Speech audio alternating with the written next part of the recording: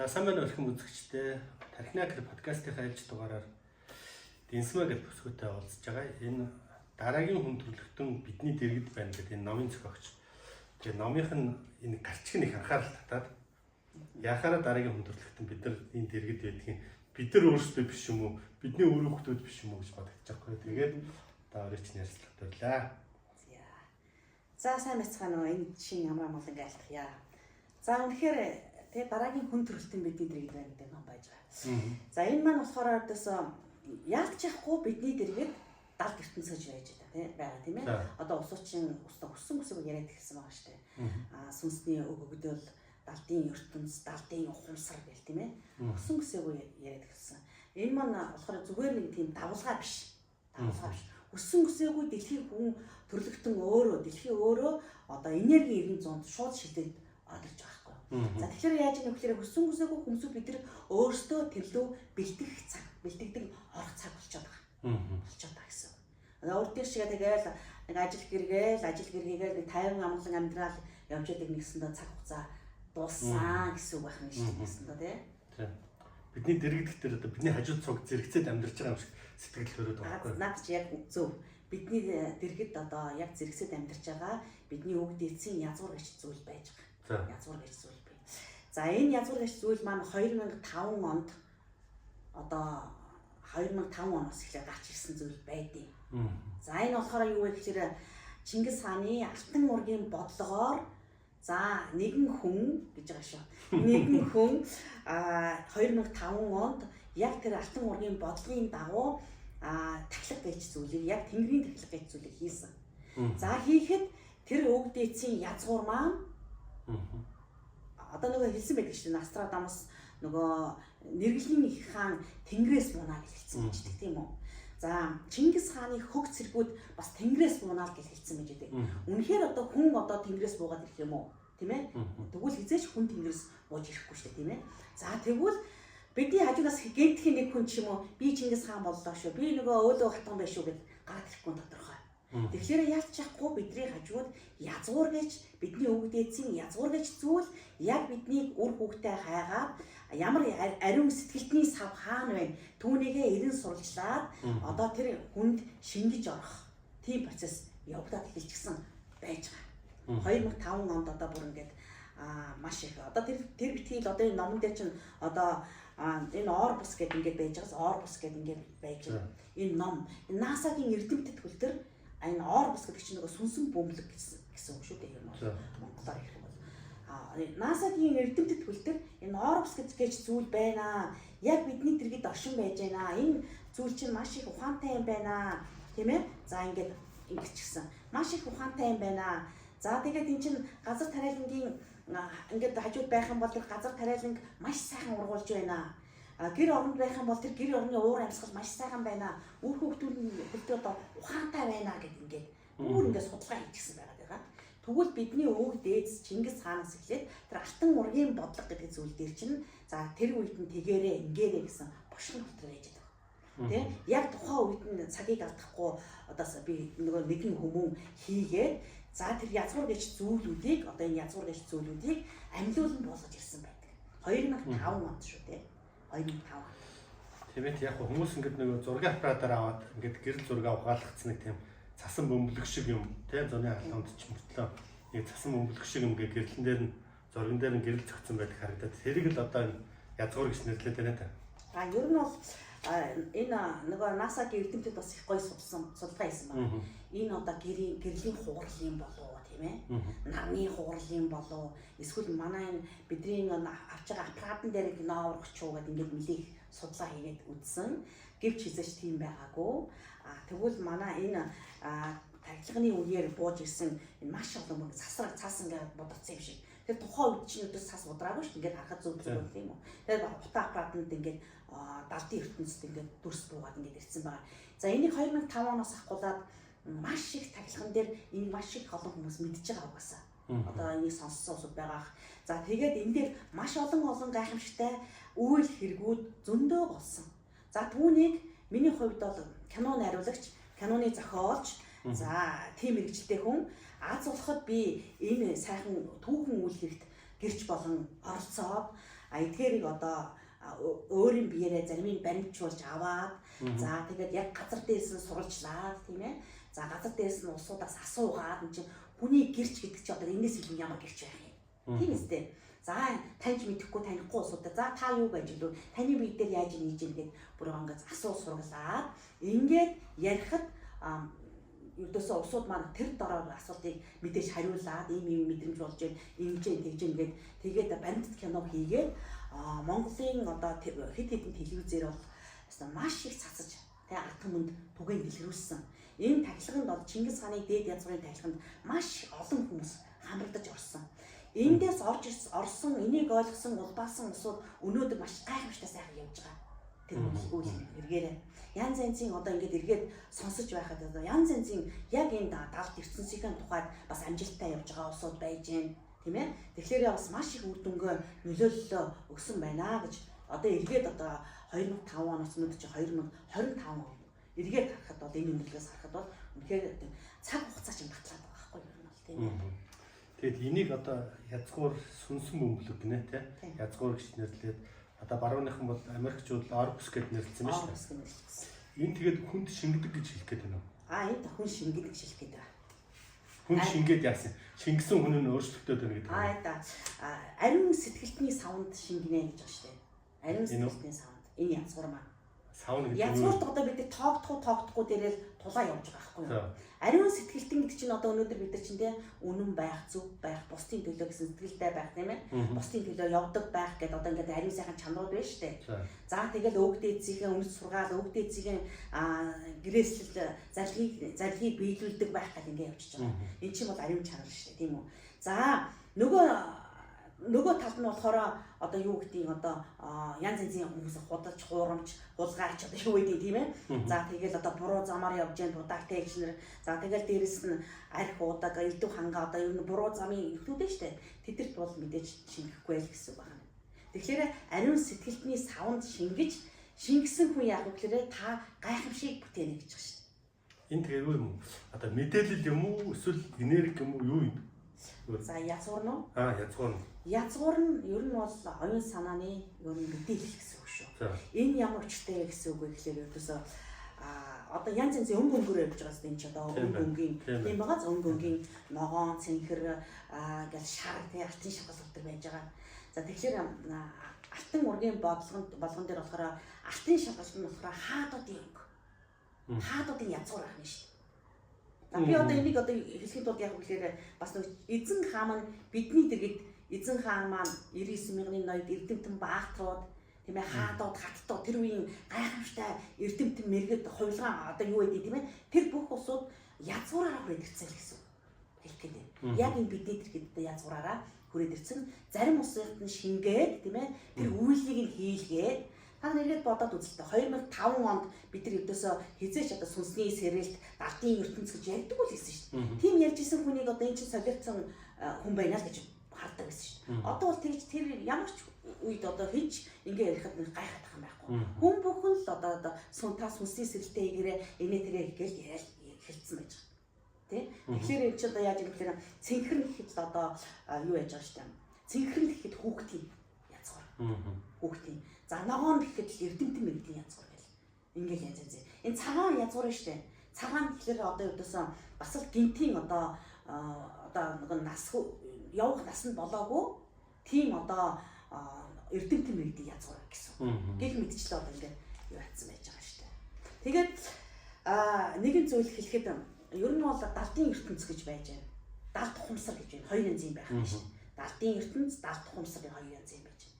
Дард ухамсараа бид нар хэн хөгжүүлж чадна өнөө цагт хэн дард ухамсараа хөгжүүлж чадна тэр үнэхээр гайхамшигтайгаар амжилттай явдаг цаг болсон.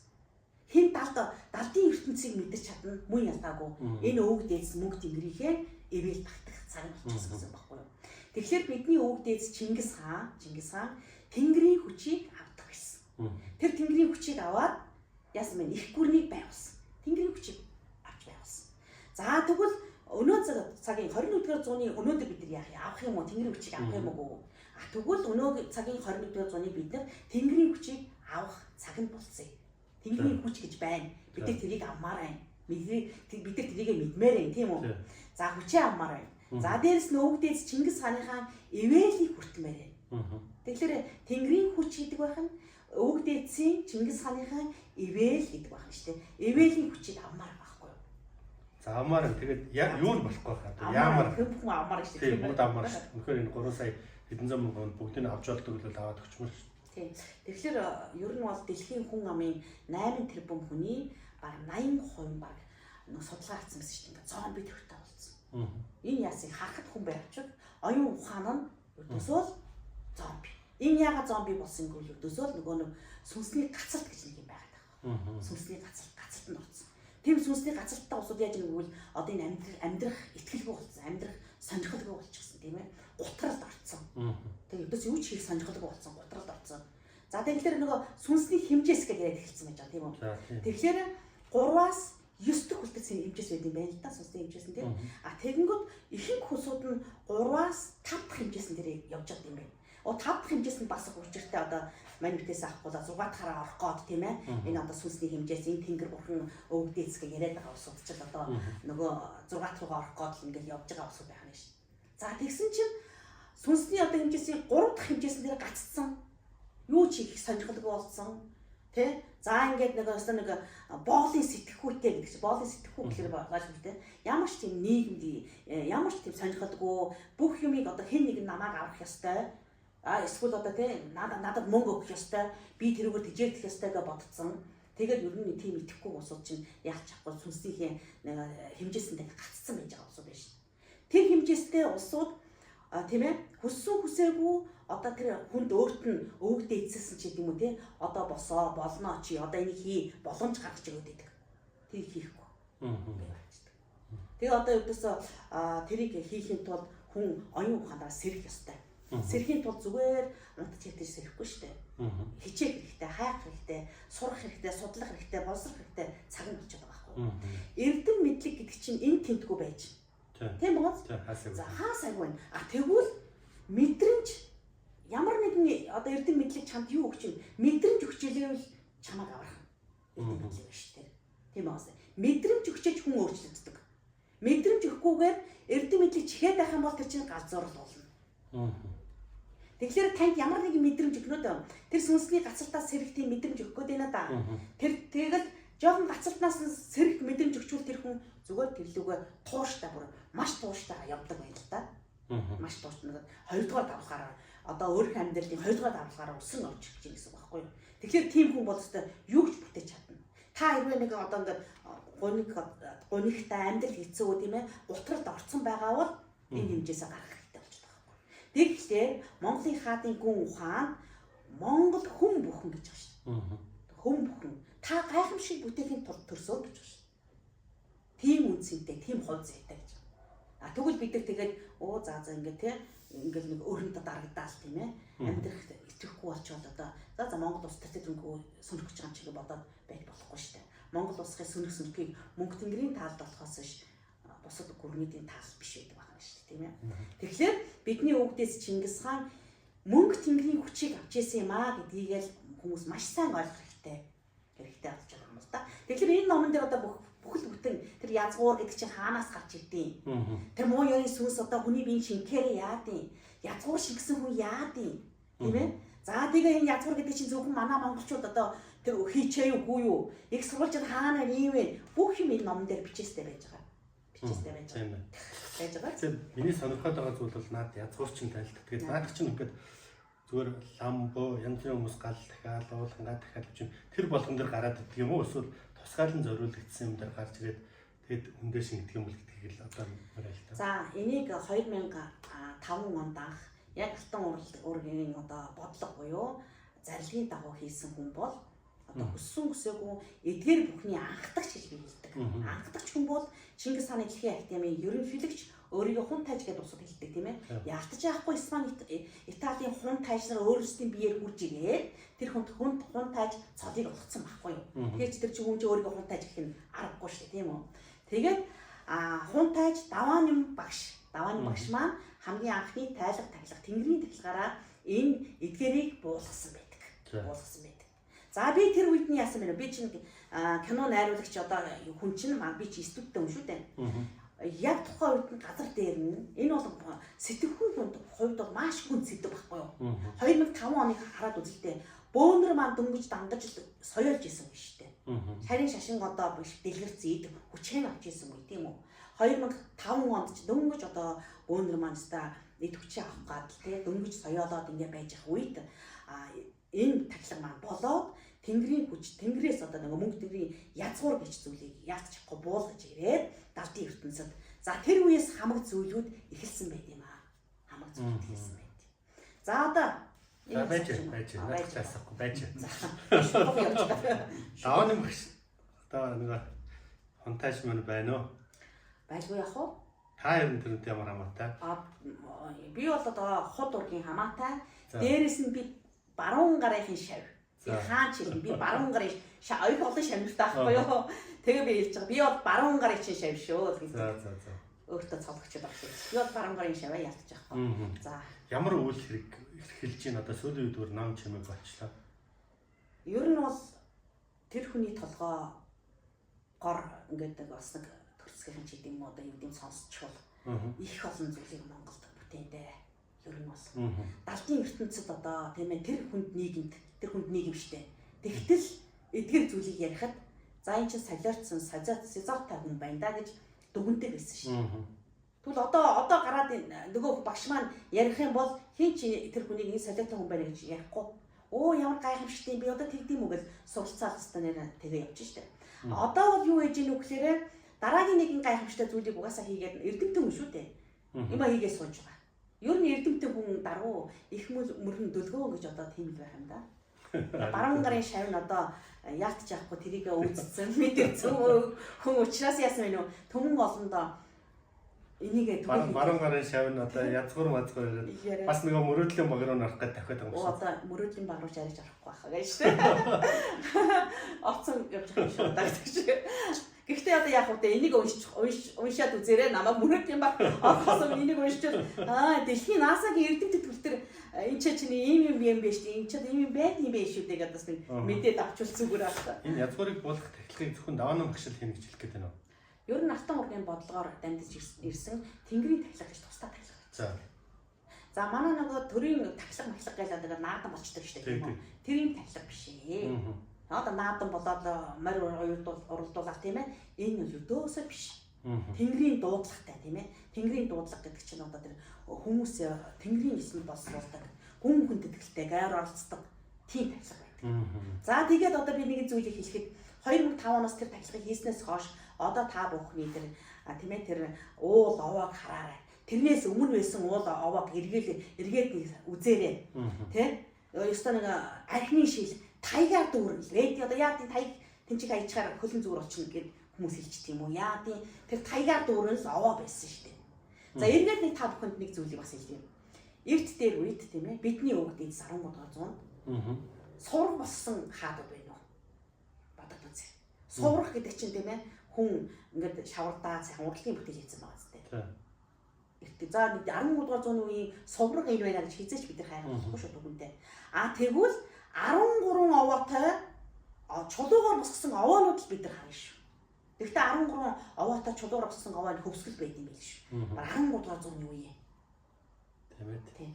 Тэгэхээр бас тэрийг бас түүгээ ирээд энэ тэнд явж байхад бас давааны багшин босгосон овоонууд гэж баярлалаа. Сүрлэг овоонууд. Тэгээ тэрүүнийг одоо яах юм бэ бид нар нутгийн ард энэ ч нэг юм болчлаа. Одоо бид нар яах ингээд харж ханддагчгүй дахин нөгөө юм хийдэгчгүй ингээд алуурчлаа гэсэн юмнууд бас хүн таарч илээ тэгээд нөгөө баруун гарынх нь баатарлаг шавын хүүд энэ дээр үгүй тайлбар хэлсэн.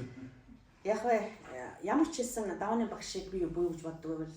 Яг тухайн үед хийх ёстой зүйлээ хийсэн гэж үздэг. Тэр үе хүнээс сэрэл шүү. Хүмүүсээс сэрэлээ. Энэ бол хамгийн том буюу хамгийн чухал хийх зүйл юм.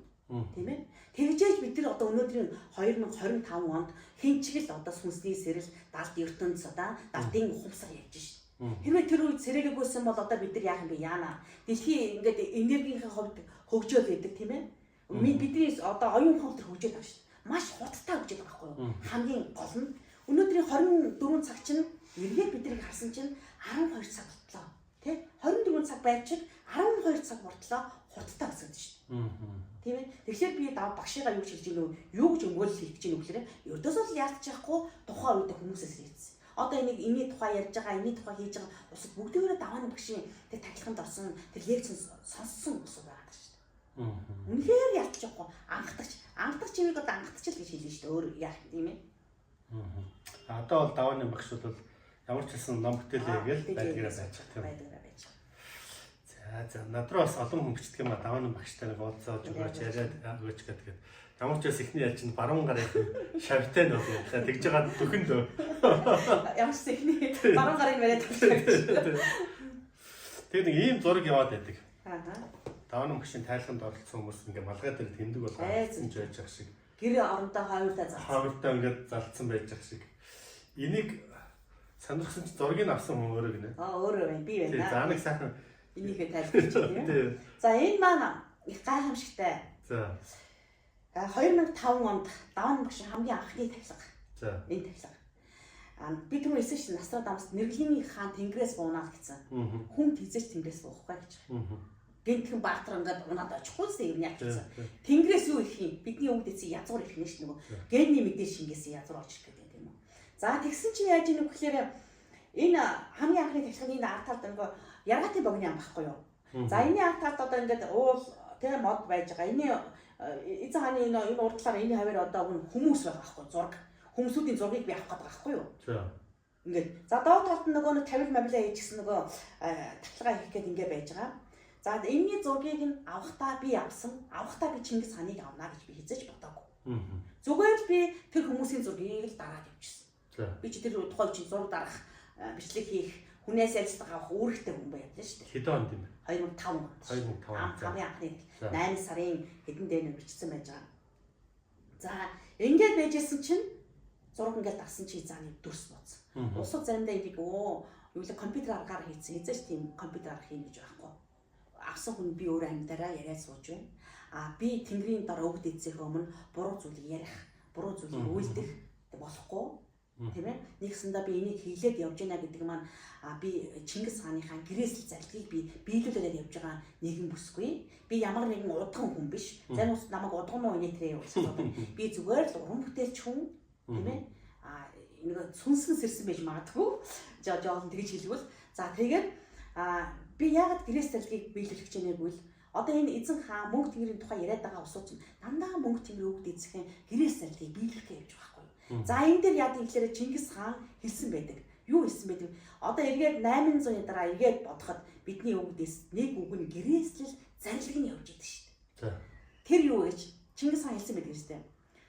Мөнх тэнгэрийн хүчин дор гэж хэлдэг. Энэ юу гэж байгаа? Мөнх тэнгэр амьтаа гэдгийг хэлээд шүү дээ. Тийм баас таа. Мөнх тэнгэрийн энергийн дор гэж хүмүүс мэднэ дээ. Мөнх тэнгэрийн дор энерги байх нь шүү дээ гэж одоо усууд мэдчихнэ. Тэгвэл энерги гэдэг үү хүч гэдэг байсан байгаа шүү дээ.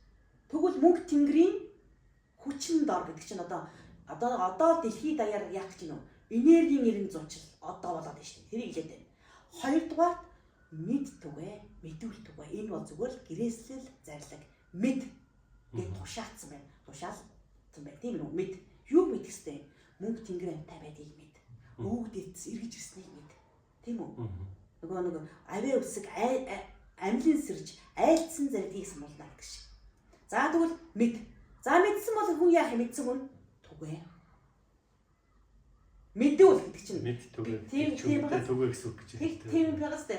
Мэдүүл гэдэг чинь би одоо тэр хүнд мэдээг бол би мэдүүлэх үүрэгтэй байна да. За тэгвэл би тэр мэдүүлчлээ. Тэгээд тэр хүн яах вэ? Зааш нь түгэ. Одоо та ч гэсэн мөн ялгаагүй мэдэх зүйлээ мэдсэн явж байгаа хүн та түгээгээр явж байгаа байхгүй. Би зүгээр энэ зургийг яагаад байна л та энэ энгийн аппаратаар авсан уу? Энгийн зүгээр л жирийн тэр тухайн үед чинь зураг одоо бидний зурч сайхан утас чинь сайхан болжээ. Одоо тэр үед чинь Японы нэг бас аятайхан аппаратаар авсан юм аа. Тий, тэр аппаратаар авсан зураг. Одоо хасны аппарат юм. Хасны аппарат юм. Юу тэгээд энийг зүгээр яг хүмүүс хэлэхдээ нөгөө үүлэн дээр гарсан зураг гэж бодоод яваадсан. Үгүй. Үүлэн дээр гарсан. Уулын ингэр юм байна тийм үү? Уулын ингэр шүү дээ надад чинь. Тий. Уулын ингэр ахгүй юу? Энд одоо чи нэг сайн харах бол улаан цацтай хоёр хүн зогсох гэдэг байна шүү дээ. Тийм байна. Ингээд усууд ингээд сайн харах бол хүүшээ энд нэг амжилттай хүн байна гэдэг шиг.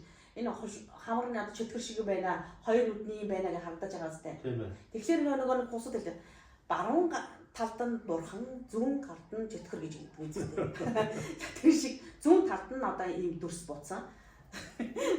Манай олмаа өөрөө харах нөгөө үзэгчтэй харуулдаг өөрөө ингээд харах гэдэг нөгөө үзэгчтэй нэг хармаар санагдсан баг та. Тэгээд ер нь бол муу зүйлийг үйлцэх хүн угаасаа хэсгээлэн цагийн ирсэн юм аа гэдэг тохио юм шүү дээ ер нь. За. Энийг бас зүгээр яг бийж бас сайн итгэхгүй л байсан нэг үгүй л тийм. Одоо компьютерээр зорчлаа л гэж бод. Тэн дээр өөр одоо оюун өмчийн газраас зохиогч ирэх гэрчлэг өгсөн юм. Авсан. Авахгүй болохгүй шүү дээ. Энд чинь одоо компьютер гэдэг юм чинь одоо би өөрөө бодиттой авсан хүн байна ч одоо. Оюун өмчийн газар одоо нэлээсээ магадлсан л байх гэж итгэхээс тийм. Тийм шүү дээ. Магадлсан болол. За нэг ийм гайхамшигтай ч юм уу юу ч юм. Тэгээд ингэж байна шүү дээ. 2005 оноос хойш энэ эзэн хааны хөргийг гэр орондоо зарсан усуд маш их байгаа. Одоо ч гэсэн зарсан байгаа. Биднийг одоо тэтгэрэнгүү тийм ерөнхийлөгч маань хоймортой эзэн хааны иш хөргийг залаа гэж байгаа. Тэгвэл би хэлж байгаа эзэн хааны амьтаа иш хөрг шүү гэж. Тийм үстэй амьтаа иш хөрг танаа гэрт заларсан өдрөөс эхлээд сайн зүйлийг даллан авчирч тийм ээ муу мухай зүйлийг цаашаа явуулдаг. 2005 оноос хойш маш олон улсууд одоо ингээд одоо энэ тухай яриараа гүйлд одоо манайх сайхан моллоо ингээд ярих ус зөндөө байгаа хаа. Тэгэхээр эзэн хаантайгаа бид нар ингэдэж штэ нэг сэтгэл нь гонсон үед нэг тий ээж автгаа ярихсан чи ээж ав байхгүй бол тийм ээ эсвэл тэнгэрлэгтэй очиж ярих эсвэл эзэн хаантай хамаг одоо бодлого хуваалцах гэж байна штэ. Гэтэ дэмгүй эзэн хаан амьтай байгаа учраас бүх зүйлээ хуваалцаж болдог. Би ч гэсэн мөн ялгаагүй бүх зүйлээ хуваалцаад ингээд л одоо юу гарна гэж явж штэ.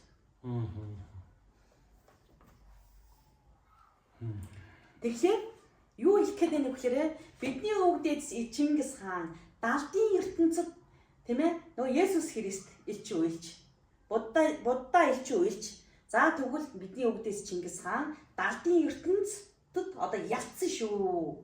Далдын ертөнцид монголчууд ялчлаа гэсэн. Монголчууд ялсан юм чинь эл ертөнцид яах юм? Бас л ялхан тодорхой шүү дээ тийм ээ.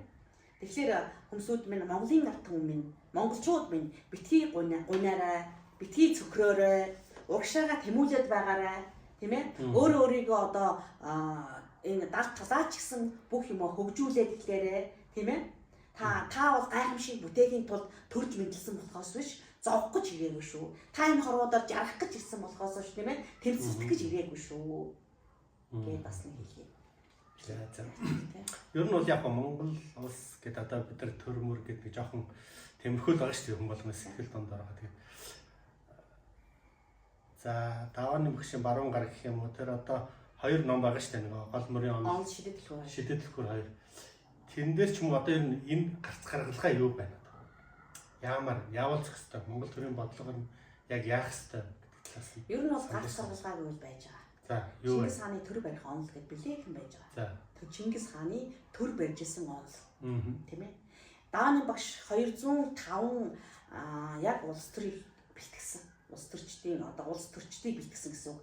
За энэ юу гэсэн бэ гэвэл одоо одооны улс төрчд биш. Яг Тэнгэрийн хуулиар Чингис хааны алтан уургийн бодлогоор бэлтгэжсэн 205 хүн байдаг байхгүй юу? За. Тийм 5 хүн байгаа.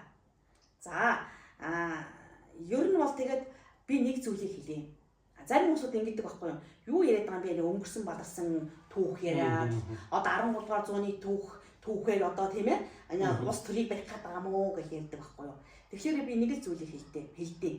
Одоо юу вэ гэвэл бид нар түүхээрээ бахарах ёстой. Зүгээр бахарах ёстой. За тэгвэл бид нар гүн ухааныг энэ амьдралдаа хэрэгжүүлэх ёстой. Философо. Мөн үү? За тэгвэл юу гэсэн үг вэ гэвэл би одоо нөгөө энэ түүх дотроос гүн ухааныг ялгаад хэлэх гээд байна л да. Тэгэхээр 13 дугаар зууны гэр энчигээ бай гэж бодъё. Гэр нь. Тэгвэл бид нар 13 дугаар зууны гэрийг 21 дугаар зуунд барих гад үзтаад байгаа юм биш. Тэ? Одоо 21 дугаар зуунд тэр гэрийг барих гаагүй. За тэгвэл тэр 13 дугаар зуунд тэр гэрийг барихад ухаан байсан байна да. Дэвэр туурах хаана хатавч одоо тийм ээ. Одоо энэ тэр ухаан байсан. За тэгвэл тэр ухааныг бид нар 20 дугаар зуунд хэрэглэе гэдэг байна. Нэг юм ойлгож байгаа зү тийм. Ойлгож байна.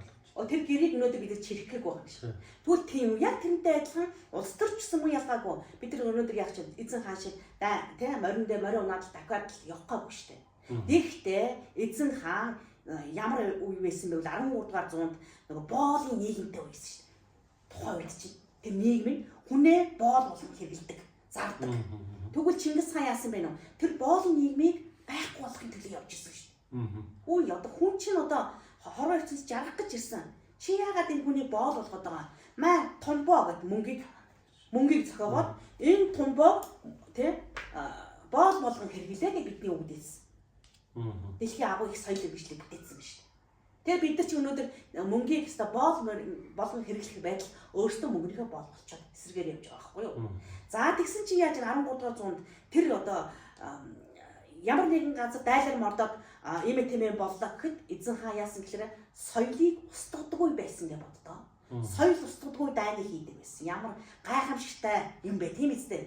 Тэгэхэд өнөөдрийн 21-р зуун яаж ийн? Үгүй дайн гэдэг чинь тархинтал орж үүсэн шүү дээ. Тархинаас л үүсэл, бодлоос л үүсэлтэй. Тэгвэл өнөөдрийн дайн гэсэн соёлыг устгаж байна. Их ярих юм бол урт талд яаж ийн? Өвөр монголчуудын босоо монгол бичгийг байхгүй болгож байна. Энэ бол үнэхээр бүдүүлэг явдал. 21-р зуунд ухаан хүн төрөлхтөнд төвчж болшгүй зүйл байхгүй юу? Тэгэхэд бидний өвдөөс 13 дугаар зуунд дайнд хийлээ байж тэр соёлыг устгадаг. Эмс хүүхнүүдийг яасан устгадаг. Тийм л дай хийх байсан шүү. Тэгээ бидний өнөөдрийн дэлхийг яаж одоо бид нар одоо өнөөдөр хэцүү байна доо. Эзэн хаан байхгүй. Гэтэ эзэн хаан одоо яг бидний дэргэд амьд сэрүүн байгаа. Би бол тэнд итгэдэг шүү дээ. Тийм байна. За бид нар одоо үгтэй дахиад хүчрэгжин мандаж бадрах тэр цаг басна уу?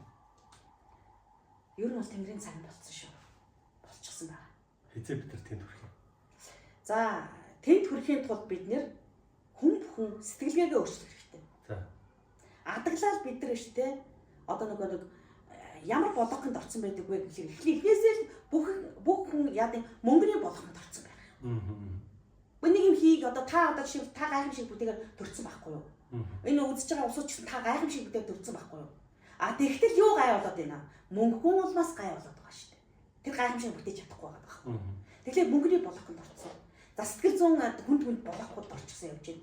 Тэгээ би түрүүн хэлсэн шүү дээ сүнсний хэмжээс чинь ингээд болгоход орсон. Тэр дотор мөнгө төгрөг явж байгаа шүү дээ угаасаа тэгээд. Тэгээд дээрэс нь хар услын боловсрол яасан Монгол улс цөнөх гэж байгаа юм байна гэж бодсон. Тэгвэл Монгол улс мөхөхгүйг мөнгө тэнгэрийн таалал байдаг. За ингээд болгоход орсон ингээд явж байна. Тэгвэл энд эдгээр юу авах ертөөсөө л хүний сэтгэлгээ. Сэтгэлгээ. Нэрийн би чинь тийм ээ харизм гэтэр одоо ингээд нэг унтсан. Тэгтэл Монгол хүн бүхний дотоод сэтгэлд маш өндөр харизмтай байсан.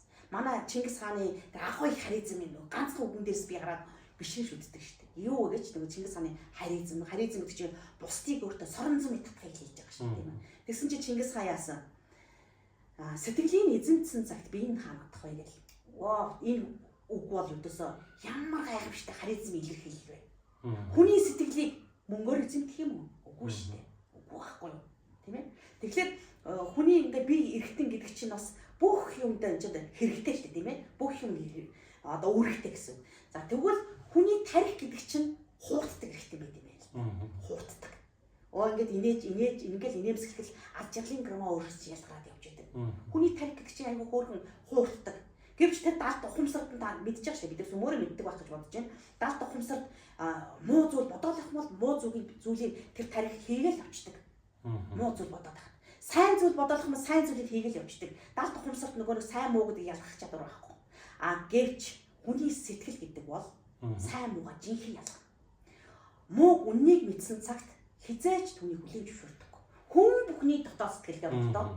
Одоо бид төрийн өндөрлгүүд ста муухай овшоочд одоо нүүрсчд гэж яриад байна уу? Яриад байна.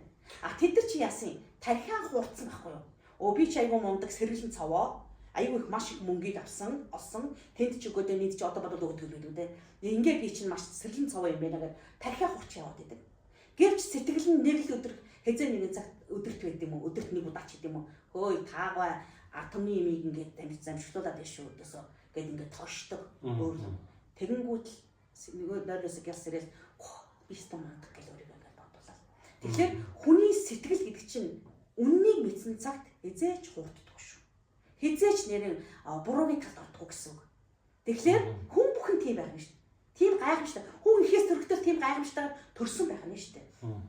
Тэгвэл одоо бидэнд одоо дайсан гэж байхгүй шүү дээ. Ер нь бол. Тэ? Зөвхөн хүн хүнтэйгээ сэтгэлдээ тавьчихъя л да. Үнэн л байчих л да. Ямар нэгэн баг зүүх хэрэггүй шүү дээ. Хүн ярихад үнэнгээсээ л ярьчих л да. Тэрэнд нь би үнэнгээсээ итгэчихье л да. Заавал би энэ хүн бодлоо ярьж байгаа гэж бодох би албатай юм уу? Тийм ээ? Би бодмооргүй шүү дээ. Ягаад гэвэл би хэн нэгэнд юу ч хамаагүй хэлэхэд би шууд итгэдэг учраас би тэгж энэ дотроо нэг юу магалцсан байгаа болоо гэж би бодмооргүй. Ягаад гэвэл тэр хүндийн шууд би сэтгэлтэй харьцмаар юм. Тэгэхээр хүний сэтгэлийг эзэмдэн гэдэг маань тийм амар биш. Өдөртөгч нар яг үгүй хүний сэтгэлийг эзэмдэхийн тулд тэр хүн яг чин үнэн байх хэвээр, хүн байх хэвээр. Тэгжээ та бол жинхэнэ гайхамшигтай өдөртөгч болно. Хүссэн хүсээгүй манай энэ өдөртөгч бол ястаа ийм өдөртөгч шүү. Энэ хүн хизээш худлаа ярихгүй гээд ингээд таны араас зүгээр жинхэнэ утгаар нь жинхэнэ гайхамшигт 20-р зууны Чингис хаан гараад ирлээ. За яг хөө ер нь зүгээр ном сонирхсон хүмүүс өөрлөж удас шурамсаар яриад авч болох юм байна сте. Хүмүүс мэдээж одоо номны тухай ярьсан учраас ном асуух болов гэж бодож байна. Тийм. Яг гоо ном уншсан усад би энэ тентхийн нөгөө номны цэгүүд тавиагүй. Яг өөрийн биеэр нөх хүрэлт хийгээд явчихж байгаа. Тэгээ усууд бас аваад байгаа. Тэгээд дээрэс нь нэмж хэлэхэд ном уншсан усууд маань үшээ энийг цааш нь өшөө яах юм бэ? Өшөө яамаар байна гэдэг одоо нөгөө сэтгэл нь хөдлөөд өшөө одоо ингээд мэрж өшөө сурах мэдхийн эрэлт гарчдаг. Тийм усуудад би угаасаа сургалт орж байгаа. Сургалт орж байгаа. Тэгээд ер нь ямар ч хүн тий Монгол хүн бүхэн та гайхамшигтай болохын тулд гайхамшиг бүтээхийн тулд тийм ээ их хүссэн хүсээгүй танд зөв мэдээлэл хэрэгтэй. Зөв мэдээлэл хэрэгтэй. Тэгэхгүй бол одоо та ямар тэнгэрээс аав хаанаас юу бууж ирнэ гэдгийг хүлээхгүй шүү дээ тийм ээ. Яаж ч яахгүй дадлага сургалт тархиа удирдна гэсэн үг. Хүн гэдэг чинь өөрийнхөө энэ биеийг аль цэгийг хөгжүүлнэ тэр зэгчл хөгжиж идэг шүү дээ. Та одоо фитнес хийгээдтэй ингэвэл хичнээн сайхан бие та бата хата болох уу? Тийм ээ.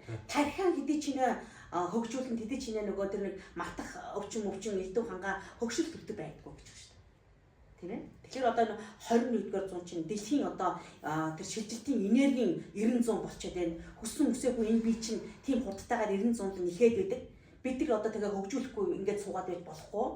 За тэгээд өдөөсөө тэр хэмжээсэндээ гацсан усуд маш их хэцүү шүү. Гацаад юу ч хийх хүсэлгүй сүулдэ тэр чинь одоо зомби төрхрөөгөө орж ийн. Тийм усуд яаж юм гэхээр бүр гений мэдээллийн савн бүр саваа устгах юм гэсэн үг. Бүр энэ удамдаа маш муу юм хийж ийн гэсэн үг шүү дээ. Өөрөө бүр юу яах нь байх вэ? Бүр дампуурх нь байх вэ? Тэр нь бол бүр сонирм биш болж штэ.